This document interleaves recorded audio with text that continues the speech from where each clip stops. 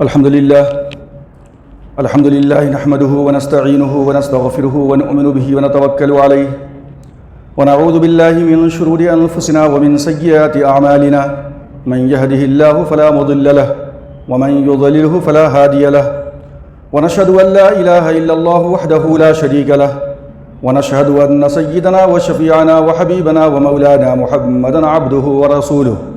أما بعد فقد قال الله تبارك وتعالى في القرآن المجيد والفرقان الحميد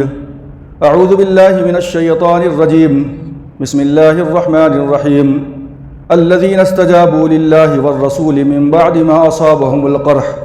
للذين أحسنوا منهم واتقوا أجر عظيم صدق الله مولانا العظيم وصدق رسوله النبي الكريم ونحن على ذلك لمن الشاهدين والشاكرين والحمد لله رب العالمين۔ بزرگان محترم، عزیز ساتھیو، قرآن مجید کی جو آیت کریمہ میں نے آپ کے سامنے تلاوت کی ہے، یہ سورہ آل عمران کی آیت نمبر 172 ہے۔ اور آپ یہ جان لیں کہ سورہ آل عمران وہ سورہ ہے کہ جس کے اندر تقریباً 60 آیتوں کے اندر 60 آیتوں کے اندر اللہ رب العزت نے مستقل طور پہ غزوہ احد کا ذکر کیا ہے۔ اس سے قبل آپ کے سامنے یہ بات آ چکی ہے کہ اللہ کے رسول صلی اللہ علیہ وسلم کے مدینہ کے اندر ہجرت کرنے کے بعد سب سے پہلا حملہ جو قریش کی جانب سے ہوا تھا وہ مدینہ کی چراگاہ عریس کے اوپر کرز بن جابر فہمی رضی اللہ تعالیٰ عنہ، بعد میں مسلمان ہوئے، انہوں نے حملہ کیا تھا اور مدینہ والوں کے جانوروں کو بھگا کر یہ مکہ لے کر چلے گئے تھے۔ اس کے بعد جو دوسرا حملہ قریش کی جانب سے مسلمانوں کے اوپر ہوا ہے سن 2 ہجری کے اندر 17 رمضان المقدس میدان بدر کے اندر، جس کو ہم غزوہ بدر کے نام سے جانتے ہیں، یہ سن 2 ہجری کا واقعہ ہے۔ اور اس کے بعد جو تیسرا حملہ ہے قریش کی جانب سے مسلمانوں کے اوپر، آپ کے سامنے ذکر آ چکا ہے کہ ابو سفیان نے 200 سواروں کے ساتھ مدینہ کے جو چراگاہ ہے عریس، وہاں پہ اس نے نخلستان کو آگ لگا دی اور 2 مسلمانوں کو شہید کر کر چلا گیا تھا، اور ستو کی بوریاں وہ گراتا ہوا چلا گیا تھا تاکہ اونٹ جو ہے تیزی کے ساتھ چل سکے۔ اور سویق کے معنی آتے ہیں ستو کے، اس لیے اس غزوے کا نام غزوۃ السویق پڑ گیا تھا۔ تو یہ تیسرا حملہ تھا قریش کی جانب سے مسلمانوں کے اوپر۔ اور جو چوتھا حملہ تھا، جس کو آپ جانتے ہیں کہ شوال کے مہینے کے اندر یعنی ہفتے کے دن سن 3 ہجری کے اندر ابو سفیان 5000 یا 3000 کے لشکر کے ساتھ میدان احد کے اندر آ کر پڑاؤ ڈالتا ہے۔ تو یہ گویا کہ چوتھا حملہ تھا کفار مکہ کی جانب سے، قریش کی جانب سے مسلمانوں کے اوپر، اور اس جنگ کے اندر مسلمانوں کا اچھا خاصا نقصان ہوا تھا۔ جیتی ہوئی جنگ رسول اللہ صلی اللہ علیہ وسلم کی ایک حکم کی مخالفت کے اندر جو ہے یہ ہوا کہ جیتی ہوئی جنگ مسلمان جو ہے ہار گئے۔ میدان بدر کے اندر جہاں 70 کفار مکہ قتل کیے گئے تھے، 70 گرفتار ہوئے تھے، میدان احد کے اندر پانسا پلٹ گیا اور مسلمانوں کے 70 جو ہے افراد شہادت کا درجہ جو ہے پائے ہیں میدان احد کے اندر۔ میدان بدر کی کامیابی، غزوۃ السویق کے اندر مسلمانوں کا پیچھا کرنا، اور اس کے بعد پھر مدینہ کے جو دشمنان تھے، غزوہ بنو قریظہ، بنو نذیر، بنو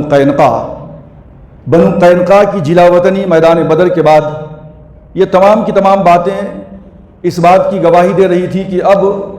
مسلمانوں کی حالت پہلی کی طرح نہیں ہے، بلکہ مدینہ اب ایک اسلامک اسٹیٹ کے اندر تبدیل ہو چکا ہے، اور اب مسلمانوں کو اپنے دفاع کے اندر پوری طاقت و قوت کا استعمال کرنا ہے، اور ہر کس و ناکس مسلمانوں کے اوپر آسانی کے ساتھ ہاتھ نہیں ڈال سکتا۔ لیکن میدان احد کی ناکامی کہیے تو اس کے بعد جتنے بھی قبائل عرب کے تھے وہ تو پہلے سے ہی مسلمانوں کے دشمن تھے سوائے چند کے، تو ان تمام کے دلوں کے اندر مسلمانوں کا ایک روب و دبدبہ بیٹھ گیا تھا کہ اب مسلمانوں کے اوپر حملہ کرنا اتنا آسان نہیں رہا۔ لیکن میدان احد کی ناکامی یہ تمام کے تمام بیٹھے ہوئے اور ڈرے ہوئے سہمے ہوئے جو قبائل تھے، جو ٹرائبس تھے عرب کے، ان کے اندر ایک نئی طاقت و قوت پیدا ہو گئی. ان کے دلوں کے اندر جو مسلمانوں کا رعب و دبدبہ تھا وہ ختم ہونے لگا، اور انہوں نے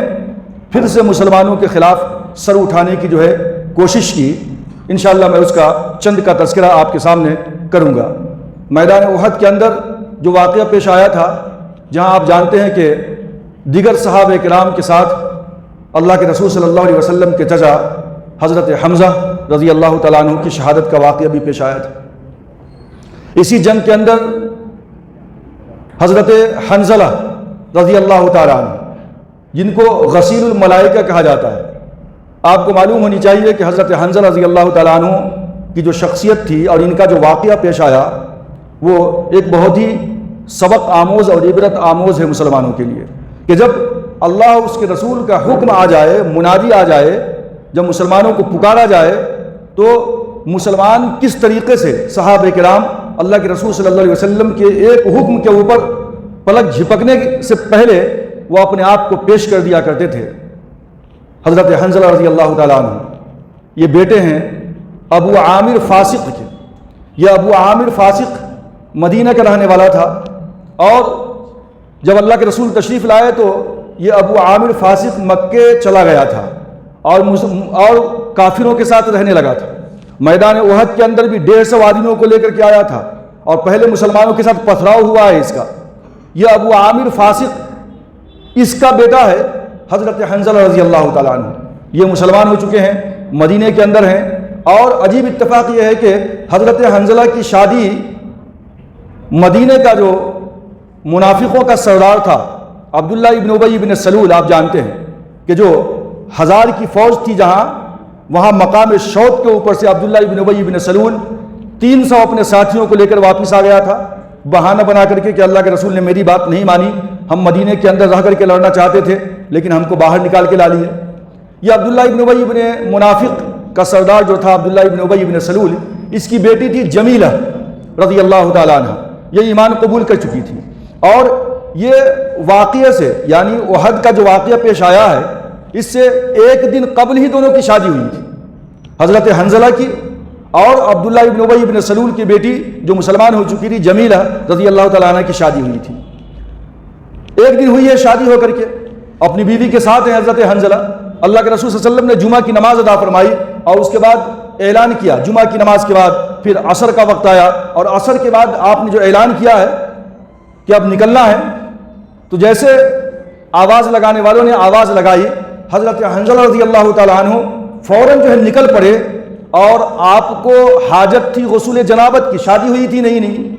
غسل جنابت کی حاجت تھی. اللہ کے رسول کی طرف سے آواز لگانے والے نے آواز لگائی، تو آپ نے جو ہے اس بات کو بھی مناسب نہیں سمجھا کہ اگر میں غسل کرتا ہوں تو اللہ کے رسول نے جو آواز دی ہے اس کے اندر تاخیر ہو جائے گی اللہ کے رسول کو حکم کو ادا کرنے میں، لہذا بغیر غسل کے ہی نکل پڑے وہ میدان جنگ کے اندر. اور میدان احد کے اندر جانے کے بعد ان کی شہادت کا واقعہ پیش آیا. جب اللہ کے رسول نے میدان کا معائنہ کیا تو کہا کہ حنظلہ کی لاش کہاں ہے، تلاش کرو، کدھر ہے؟ کہیں نظر نہیں آ رہی تھی. اس کے بعد اللہ کے رسول نے فرمایا کہ میں دیکھ رہا ہوں کہ حنظلہ کو آسمان اور زمین کے بیچ کے اندر فرشتے غسل دے رہے ہیں، اب جاؤ فلاں مقام کے اوپر اس کی لاش ملے گی. واقعی میں جب صحابہ کرام تشریف لے گئے تو حضرت حنظلہ رضی اللہ تعالیٰ عنہ کی جو لاش تھی، ایسا محسوس ہو رہا تھا کہ ان کے بالوں کے اوپر سے ابھی تر و تازہ پانی ٹپک رہا تھا. اللہ کے رسول نے فرمایا تھا کہ یعنی فرشتوں نے ان کو غسل دیا ہے. پتہ چلا، بیوی سے دریافت کیا گیا تو بتایا گیا کہ ان کو غسل جنابت کی ضرورت تھی، لیکن اللہ کے رسول کا حکم آیا اور تاخیر کی وجہ سے آپ فوراً نکل گئے اور آپ نے جو ہے غسل نہیں فرمایا تھا. تو یہ حضرت حنظلہ رضی اللہ تعالیٰ عنہ کی شہادت کا واقعہ بھی اسی میدان احد کے اندر پیش آیا، جن کو غسیل الملائکہ یعنی فرشتوں نے غسل دیا، یہ مشہور ہے حدیث کے اندر. اللہ کے رسول صلی اللہ علیہ وسلم مدینے کے اندر تشریف لائے، دیکھا تو ہر گھر کے اندر صف ماتم ہے، 70 شہید ہوئے ہیں، رونا دھونا چل رہا ہے. اللہ کے رسول کی زبان سے بے ساختہ ایک الفاظ نکلے کہ ہائے افسوس،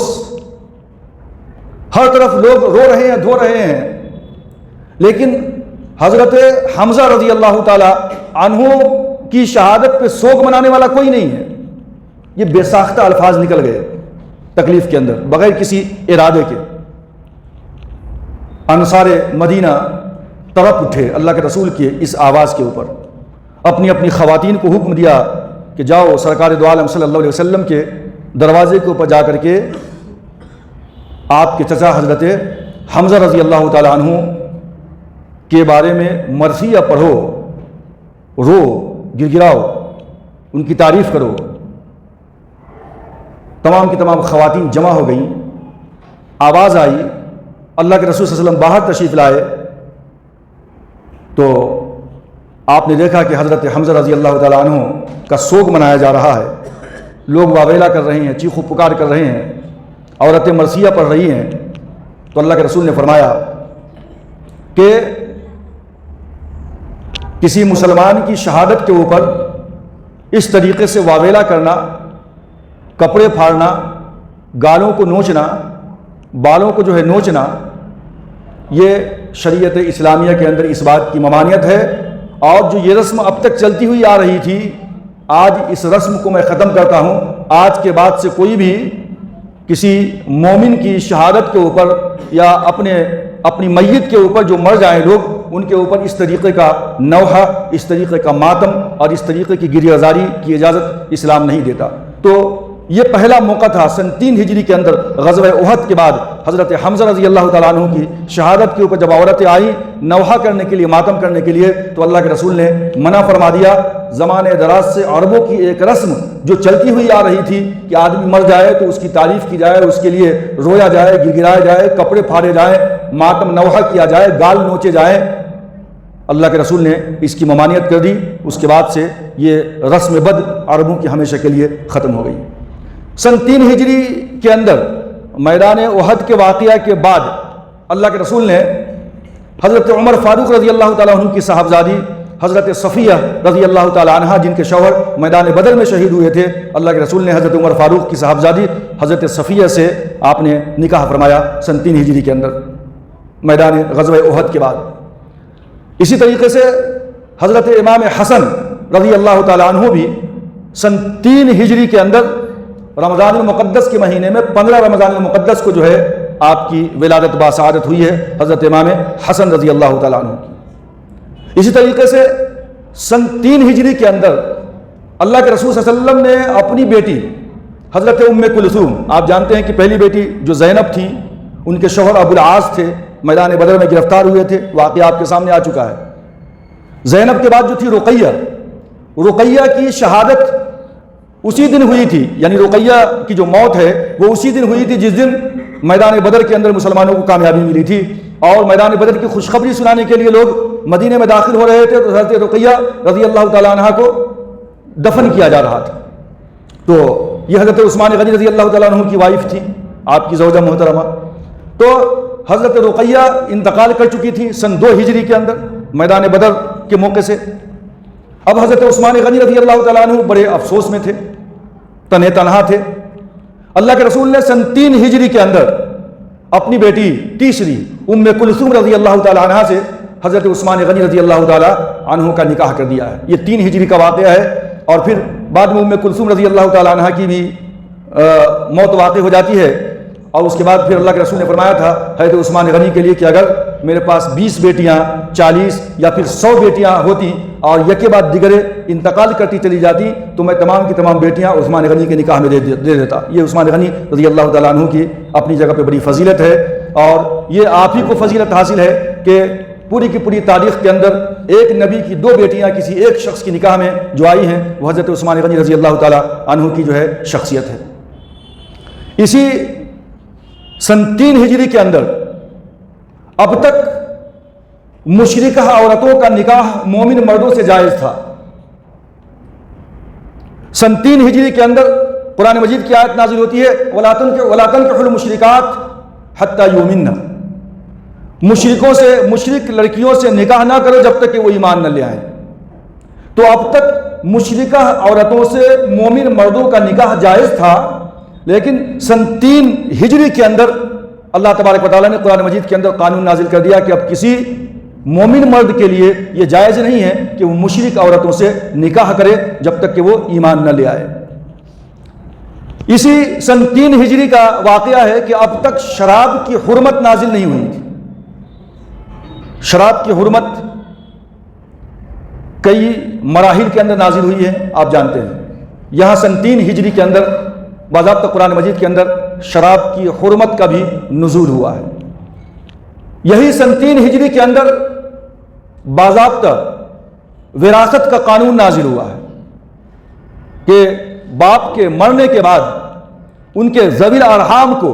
کس طریقے سے ان کی جائیداد کے اندر سے وراثت تقسیم ہوگی۔ یہ وراثت کا قانون باضابطہ قرآن مجید کے اندر سن 3 ہجری کے اندر ہی جو ہے نازل ہوا ہے۔ تو یہ کچھ متفرق مسائل اور احکام ہیں جو سن 3 ہجری کے اندر پیش آئے تھے۔ میں نے ان باتوں کا تذکرہ آپ کے سامنے رکھا۔ یہ جو ہے ایک علمی باتیں ہیں اور ان باتوں کو جو ہے جاننی چاہیے، ہم مسلمانوں کے لیے ضروری ہے۔ غزوہ احد، جہاں تک غزوات کا سلسلہ ہے، بہت سے لوگوں کے دماغ میں یہ بات آ رہی ہوگی کہ کیا مولانا صرف غزوات پہ بات کر رہے ہیں، سرائے پہ بات کر رہے ہیں، لیکن میں نے آپ سے کہا ہے کہ ہم قرآن کو صرف پڑھتے ہیں، سمجھتے نہیں ہیں۔ غزوات کی اہمیت اگر نہیں ہوتی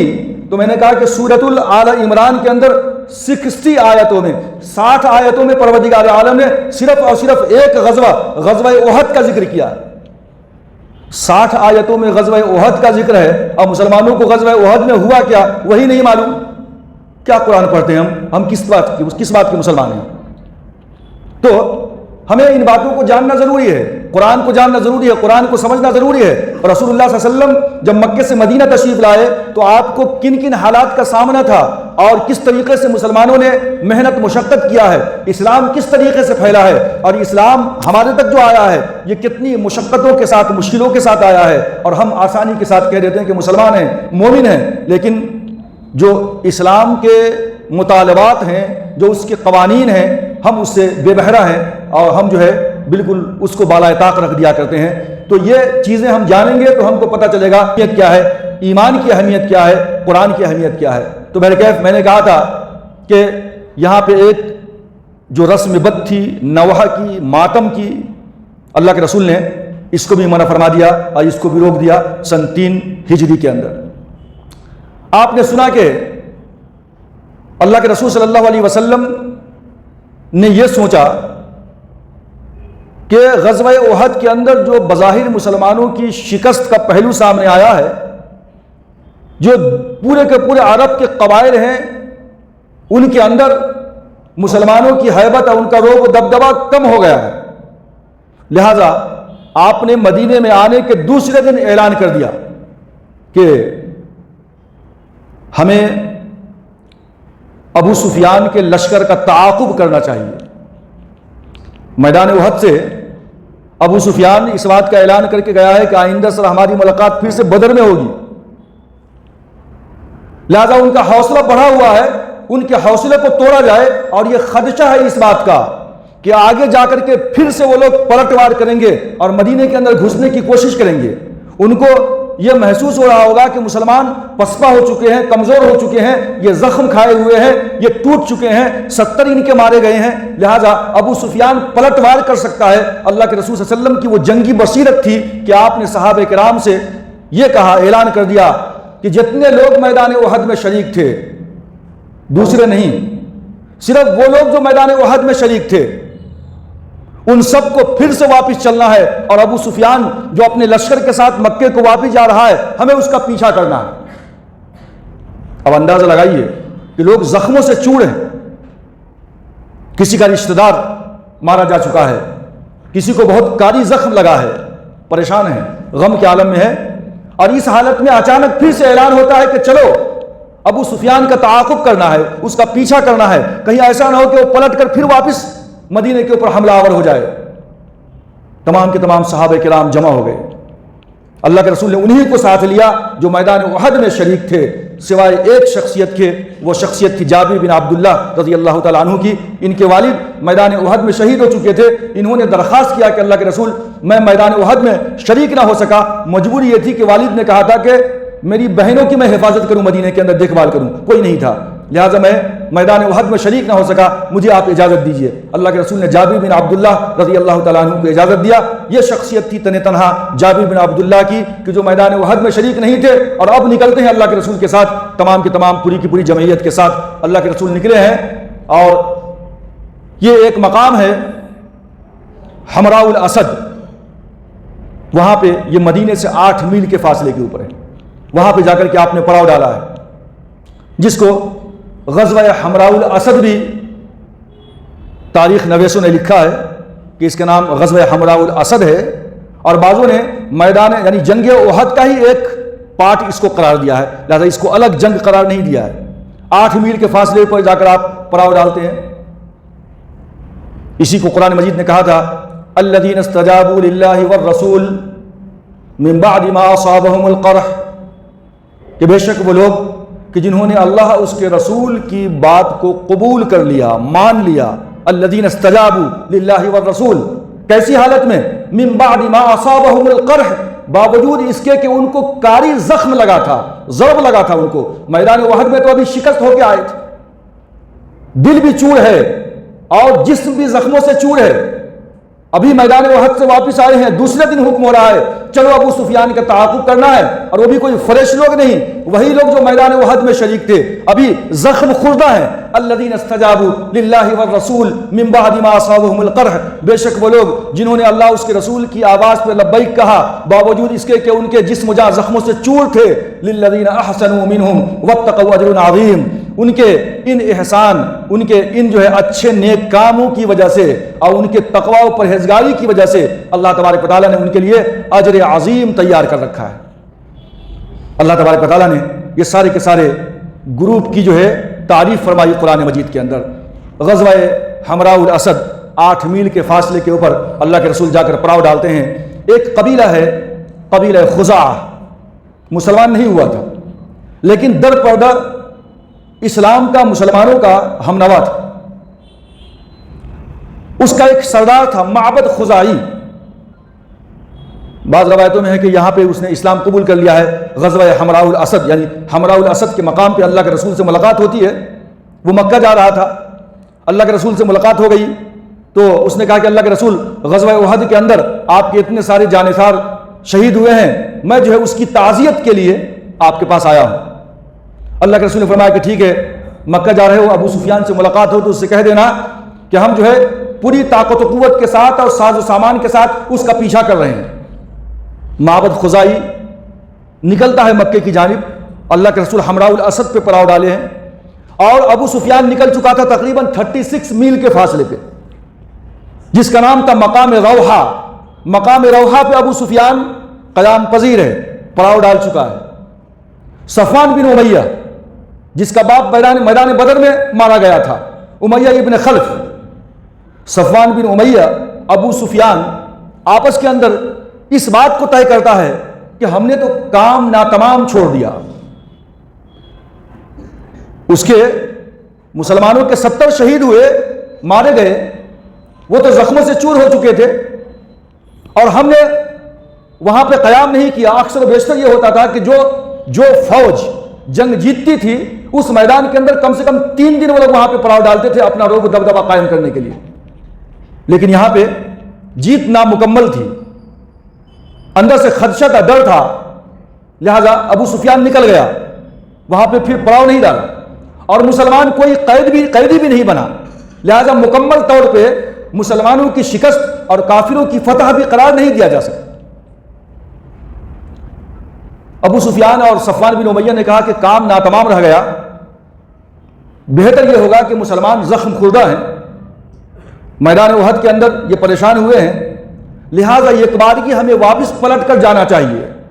اور مدینہ کے اندر گھس کر کے ان پہ حملہ کرنا چاہیے اور ان کی جڑ کاٹ دینی چاہیے، ان کو ختم کر دینا چاہیے۔ اور اللہ کے رسول کی بصیرت اور آپ کی سوچ اور آپ کا خیال جو پہلے ہی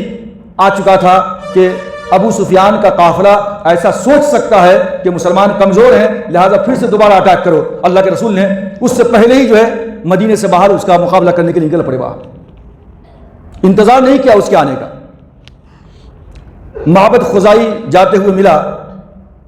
ابو سفیان سے ملاقات ہوئی، صفوان بن امیہ سے ملاقات ہوئی، پوچھا کہاں کا ارادہ ہے؟ بولے مکہ جا رہا ہوں۔ بولے تمہارا کیا ارادہ ہے؟ تو بولے کہ ہم جا رہے ہیں کہ پھر سے مدینے کے اوپر دوبارہ حملہ کریں۔ معبد خزائی نے کہا کہ ایسی غلطی مت کرو۔ بولے کیا کہہ رہے ہو؟ بولے کہ ابھی میں محمد سے مل کر کے آ رہا ہوں، حمراء الاسد پہ ہماری ان سے ملاقات ہوئی ہے، ہم نے دیکھا ہے کہ کافی بڑی تعداد کے اندر ان کے پاس لشکر موجود ہے، جو احد میں تھے وہ بھی، اور جو فریش مدینے میں جو بچے ہوئے تھے ان تمام کو لے کر کے کافی طاقت و قوت کے ساتھ میں نے آج تک محمد رسول اللہ صلی اللہ علیہ وسلم کی تیاری نہیں دیکھی جتنا مجمع ان کے ساتھ ہے۔ میں سمجھتا ہوں کہ تم سب بہت غلط قدم اٹھا رہے ہو، میرا مشورہ ہے کہ واپس چلے جاؤ یہاں سے۔ ابو سفیان، صفوان بن امیہ کا حوصلہ پست ہو گیا، اور جب معبد خزائی کی یہ بات سنا ابو سفیان نے تو فوراً وہاں سے اپنے قافلے کو نکلنے کے لیے کہا، اور وہاں سے نکل کر یہ لوگ مکہ چلے گئے۔ اور اس کے بعد اللہ کے رسول صلی اللہ علیہ وسلم نے 3 دنوں تک حمراء الاسد کے مقام پہ قیام فرمایا، اور جمعہ کے دن پھر واپس آپ تشریف لائے مدینہ منورہ کے اندر۔ تو اس طریقے سے غزوہ حمراء الاسد کا واقعہ پیش آیا۔ اللہ کے رسول نے کس طریقے سے ہمت اور عزم و ارادہ اور حوصلے سے کام لیا کہ دشمنوں کے آنے سے پہلے ہم ان کا پیچھا کریں تاکہ ان کے اوپر اپنا رعب و دبدبہ قائم رہے، اور جو دیگر قبائل ہیں ان کے اوپر بھی رعب و دبدبہ قائم رہے۔ میں آپ کو یہ کہہ چکا ہوں کہ جہاں میدان بدر کے بعد اور غزوہ بنو المصطلق یا بنو قینقاع، بنو مصطلق کا واقعہ بعد میں پیش آتا ہے، بنو قینقاع جو یہودیوں کا قبیلہ ہے اس کو مدینہ سے جلا وطن کر دیا گیا تھا۔ تو اس طریقے سے مسلمانوں کا ایک رعب و دبدبہ تمام کے تمام عرب کے قبائل کے اوپر، ٹرائبس کے اوپر اچھا پڑ چکا تھا۔ میدان احد کی ناکامی اور مسلمانوں کے 70 لوگوں کی شہادت، یہ ان تمام کے اندر جو رعب و دبدبہ تھا اس کو کم کر دیا تھا۔ لہٰذا میں نے کہا کہ ان لوگوں نے پھر سے اپنا سر اٹھانا شروع کیا، اور جب ان لوگوں نے اپنا سر اٹھانا شروع کیا ہے تو اللہ کے رسول نے، میں نے کہا کہ ایک غزوات ہے، ایک سرایہ ہے۔ سرایہ کا مطلب ہے چھوٹی چھوٹی جنگیں۔ غزوہ حمراء الاسد ہو چکا ہے، اس کے بعد اللہ کے رسول کو پتہ چلا کہ نجد کے علاقے کے اندر ایک قبیلہ ہے، قبیلہ بنو اسد۔ قبیلہ بنو اسد کے اندر 2 شخصیتیں، ایک کا نام طلحہ یا طلیحہ تھا، اس کا ایک بھائی سلمہ تھا، اور یہ دونوں خویلد کا بیٹا تھا۔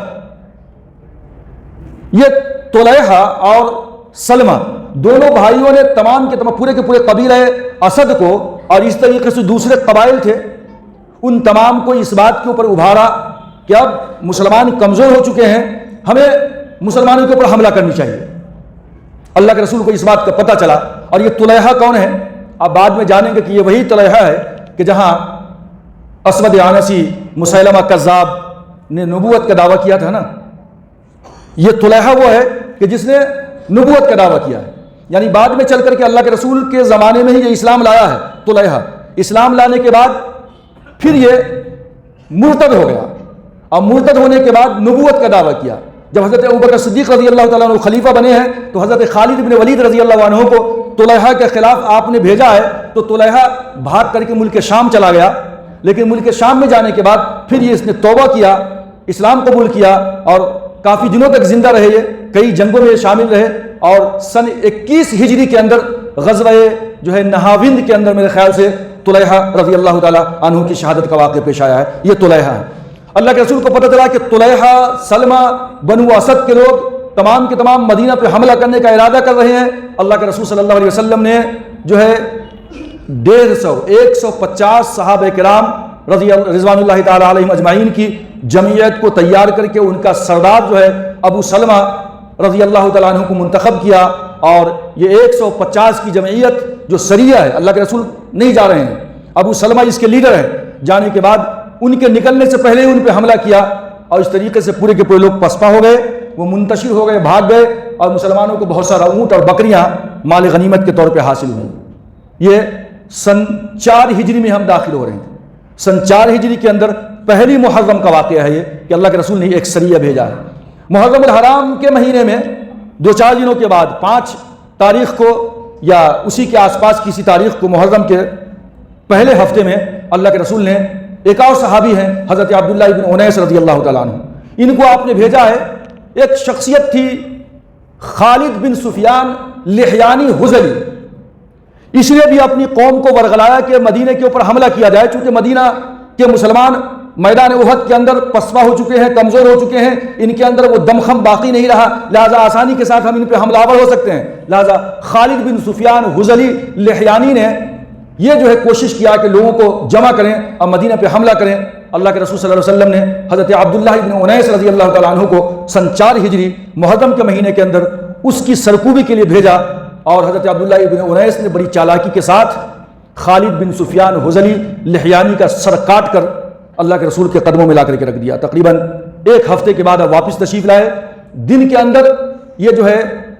پہاڑوں کی غار میں چھپ جایا کرتے تھے تاکہ کوئی دیکھ نہ لے، میں پکڑا نہ جاؤں، اکیلے تھے،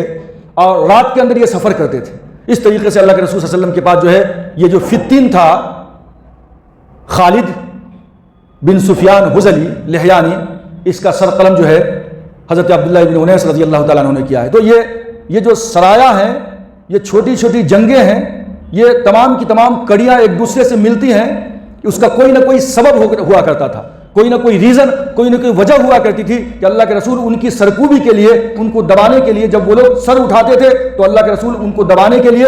اپنے جو ہے چھوٹی چھوٹی جماعت کو جو ہے ان کی سرکوبی کے لیے بھیجا کرتے تھے۔ اس کے اندر اللہ کے رسول کی شرکت نہیں ہوتی تھی، اس کو سرایا کہا جاتا ہے، اور یہ سریہ ابو سلمہ، سریہ جو ہے عبداللہ بن انیس رضی اللہ تعالیٰ عنہ، یہ جو ہے سن 4 ہجری کے شروع کے اندر محرم کے مہینے میں پیش آیا ہے۔ اس کے بعد جو ہے